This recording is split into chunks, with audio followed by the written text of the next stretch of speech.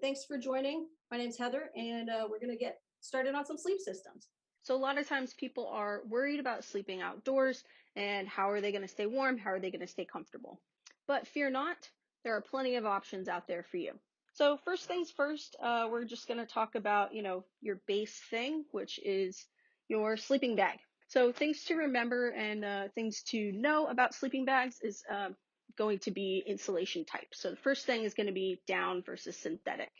We have a mini clinic on our YouTube that talks a little bit more about down versus synthetic, but I'll still cover some of it here now.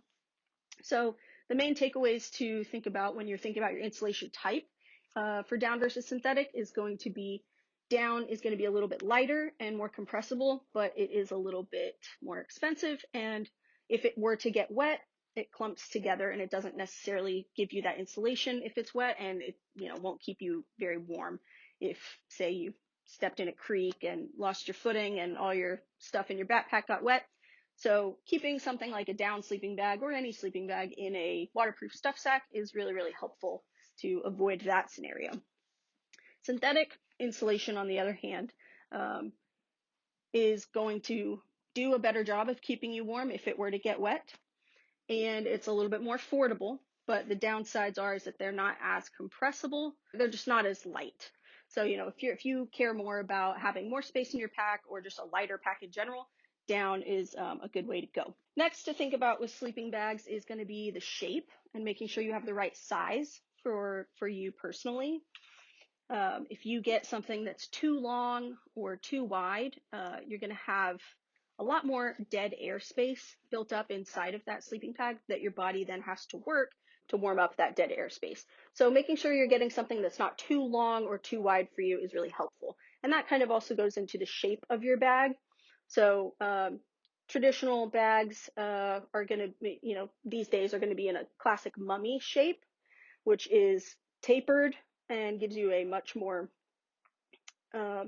cylinder kind of feel near your feet and the foot box. And that does a really, really good job. It's very efficient at keeping you warm in that shape.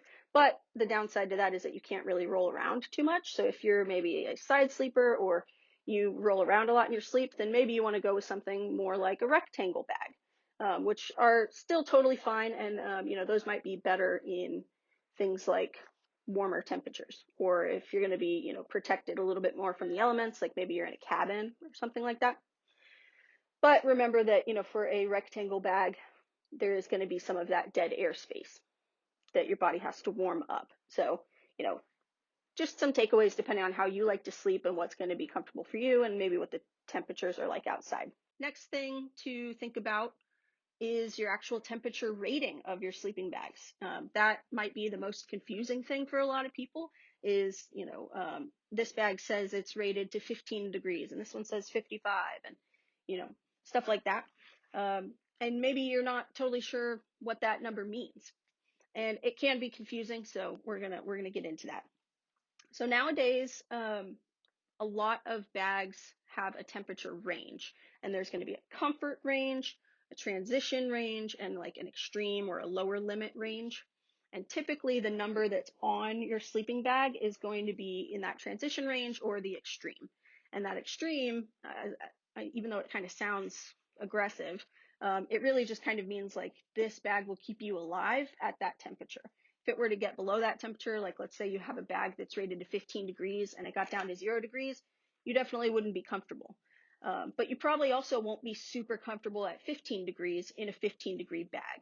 You probably would be comfortable closer to 25 to 30 degrees before you start getting, cold in that bag.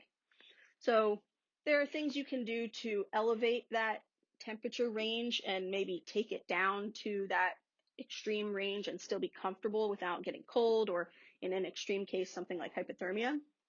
And that can be something as simple as like a sleeping bag liner.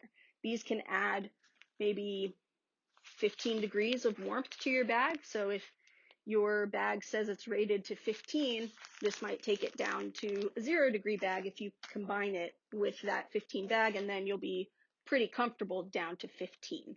So it can feel a little confusing, but just adding some layers sometimes can be helpful. And that also goes into the clothing that you're wearing when you're sleeping. Our mini clinic that Shannon did last year has some information about clothing and what might be the best option for you. The most important thing for you is to stay dry and to make sure that you're not sweating a whole lot. That's really going to be a good way to make sure that you're staying warm inside your bag. Just a couple little tips on that temperature range. The comfort range is going to be the standard woman will be comfortable at that temperature range. And typically you'll see that range written inside of the lip of your sleeping bag, like near the collar. So that's something to be aware of when you're out shopping, is to try to find that information. The transition range will be comfortable for a standard man, and then that extreme range is where you're going to start getting that cold sensation, and in even more extreme temperatures, like down into, below freezing, you might have some hypothermia risks. So making sure that you have the right combination of your sleep system, especially in those colder temperatures, is really, really helpful, especially in situations where you could have, frostbite or hypothermia. But hopefully here in Texas, you're not really camping out in extreme cold weather. And none of these ratings really matter if you don't have a proper sleeping pad underneath you. So we're going to move into talking about sleeping pads now. So when you see those ratings on sleeping bags, all of those have been standard tested with a sleeping pad that is valued at 4.8, which is an R value, and we'll move into what R value means. So R value is a unit of measurement that measures the thermal resistance of a structure or a material.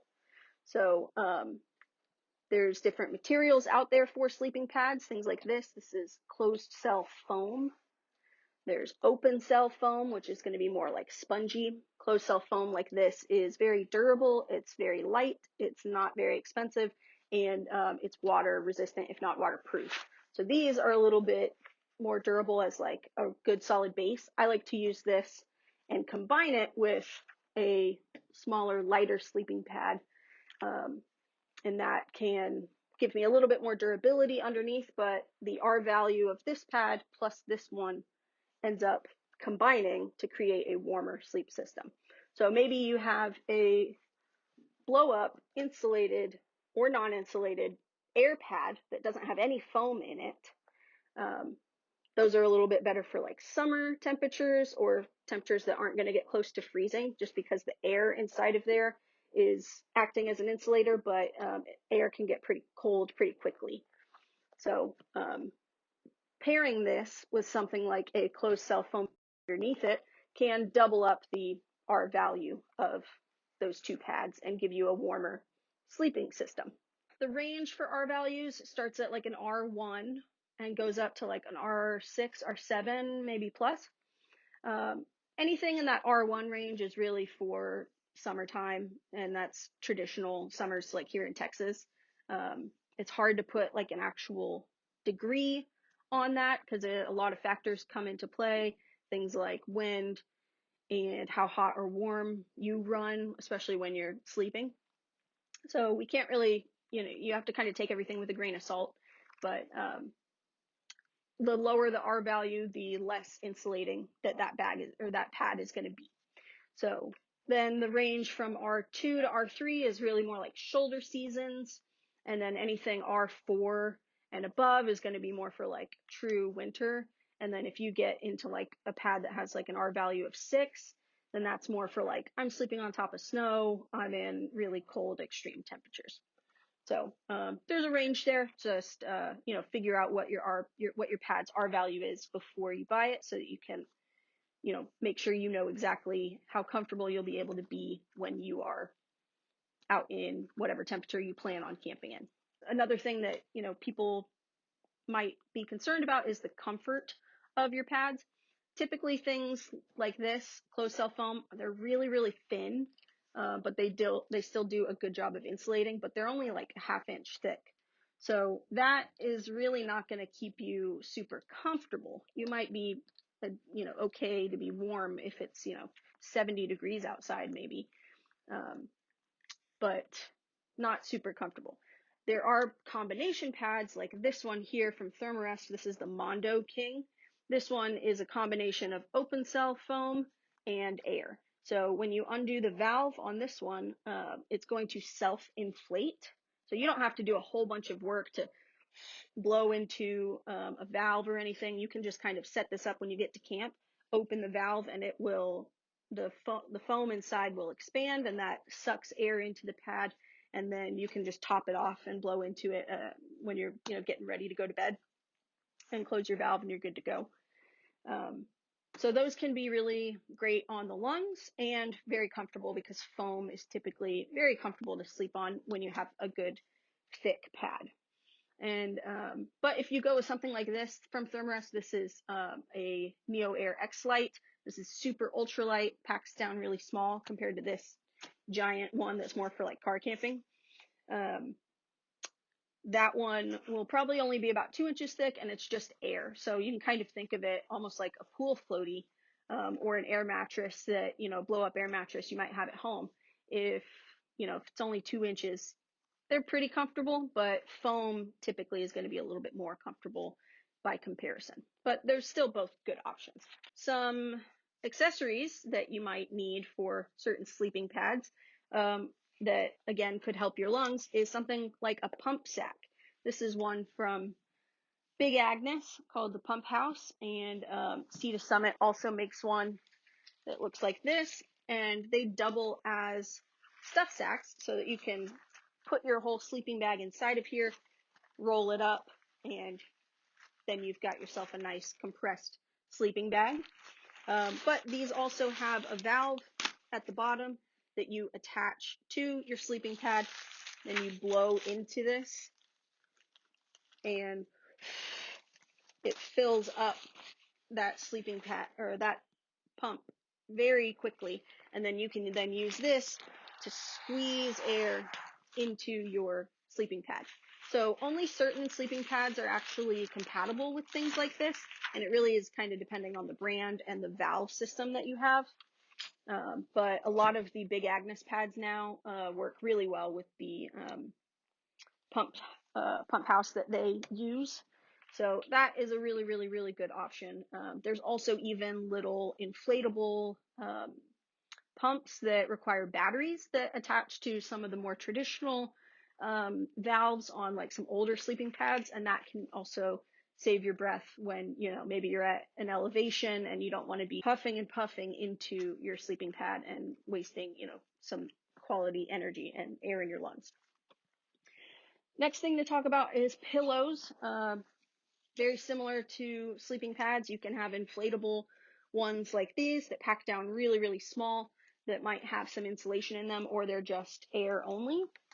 Or you can get something that's totally just made of foam, and these compress as well. A lot of the foam ones that you see in the industry are made with scraps of foam that come out of the sleeping pads. So they do a really good job of recycling foam and not letting things go to waste. This is the one that I personally use. It's super comfortable, and it has a little pouch here that you can roll this into and compress it for, hiking, or if you're just wanting a safe space when you're storing them, stuff like that. Next is going to be storage. So it might be really tempting to store your sleeping pads and sleeping bags compressed like this, the way that you would normally maybe put it in your backpack or your duffel bag, or whatever. But for long-term storage, this isn't very helpful. For the lifespan of your bag or your pad, the best way to store these things is totally open. So what I like to do with sleeping pads is put them under my bed, fully inflated and blown up, and I just keep them under there year round. If you have garage space, then maybe a garage space is better for something like that. But just remember, if you're keeping them like in the garage or the attic, you want to be cautious of warm temperatures, and especially like Texas summers. The heat in the garage or in the attic at that time of year could damage the materials on your products. So maybe avoid those for extreme heat situations and bring them inside in the summer. But in the winter, especially here in Texas, it's totally fine to keep this stuff in your garage or your attic if you need to. And sleeping bags, you could also just, sprawl out and put that under your bed, or you can sometimes hang it from a hanger. Or a lot of times, sleeping bags will come with a sort of pillowcase like stuff sack, and this is really just called the storage sack, not the stuff sack. So this is a much more comfortable option to let your down or even your synthetic just kind of breathe. If you compress it like this, it really can destroy maybe like the loft inside of your sleeping bags, and that loft is really where you're getting the bulk of your warmth from. So these are fine to keep it stored like this when you're on your trip, stuff it in your backpack and things like that. But when you get home, make sure that you unstuff them and shake them out, get that loft back to where you want it to be. Next is going to be cleaning these wonderful pieces of gear that you're going to invest in.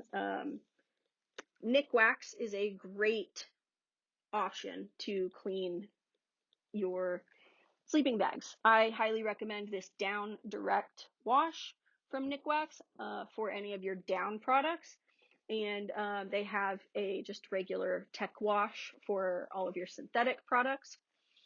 The reason you want to use something like this and not a classic detergent is because that classic detergent, especially like powders or harsh liquid detergents, can damage the quality of the down or the synthetic or even just the shell materials on your products.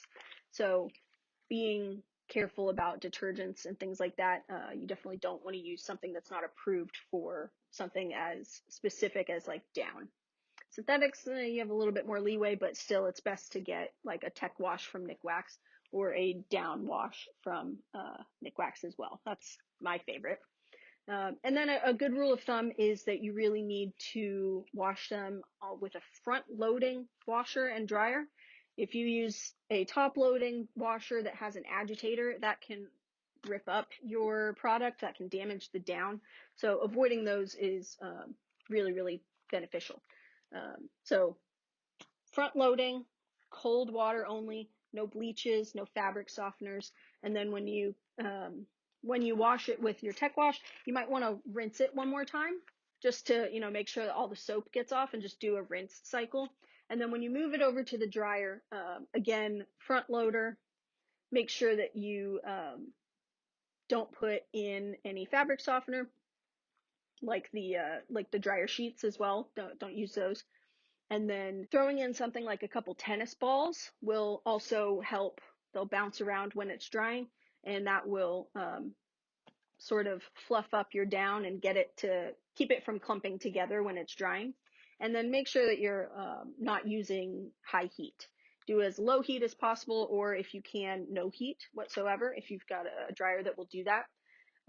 And then check on it, maybe every 15 or 20 minutes while it's in the dryer. You can shake it out, fluff it up a little bit, and then put it back in the dryer periodically. It will take a little while, but you can do it. Another tip, if you maybe don't have a front load, if you don't have a front loading washer, is you can hand wash your sleeping bags in your bathtub. Again, with, approved detergents, but that can be a really good way to wash it if you don't have access to a front loading washing machine. Thanks for watching.